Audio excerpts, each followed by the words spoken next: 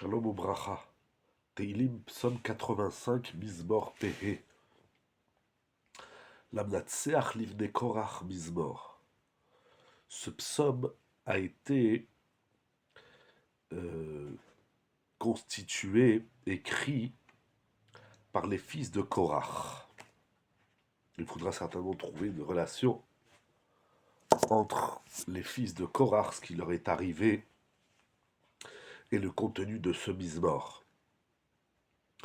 Selon le Radak, ce Mizmor parle de la Géoula future, où Akadosh Baruch Hu agréera son peuple, le Ham Israël. Il les ramènera sur leur terre après leur long exil. Donc c'est une fila sur la galoute, sur l'exil, où David Amelech, à travers le psaume des fils de Korach, dit que à la fin des temps, Akadosh Baruch Hu agréera le Ham Israël et il les ramènera sur leur terre en Eretz Israël. Donc l'exil a une fin, et nous prions pour cette fin de l'exil.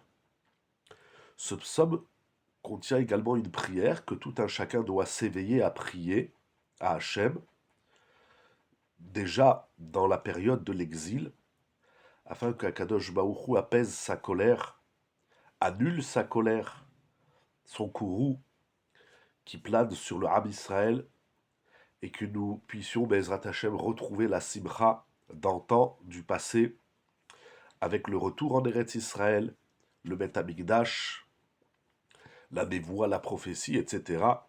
Tout ce qu'il y a en Eretz Israël, tout ce que la Torah promet sur cette terre pour le Ham Israël, lorsque le Ham Israël fait tchouva.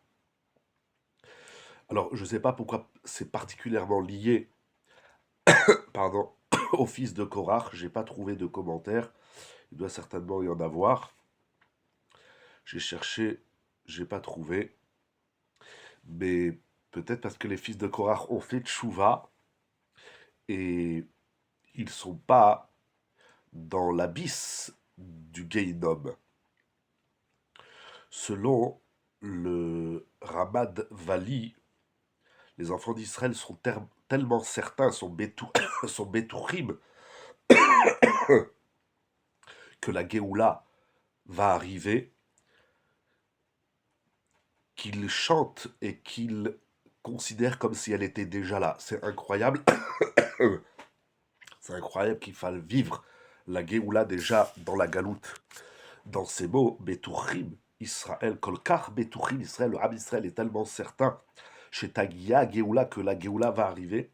Atchei Benehem, jusqu'à ce qu'ils la considèrent à leurs yeux, Keilou Ba Veniata, comme si elle était déjà là, comme si elle était déjà présente. C'est incroyable. On se réjouit dans l'exil de la Géoula qui va arriver, comme si on pouvait déjà vivre une certaine dimension de la Géoula. Selon le Sefer Akadmon, la Ségoula du psaume 85, c'est pour apaiser une personne, pour agréer une personne. Si, Chas Shalom, on a un conflit avec une personne et on s'entend pas bien, on n'a pas des bonnes relations avec le Mizmor P, on va retrouver cette relation dans le couple, avec les enfants, avec les amis, etc. Les Ratzot et Travero.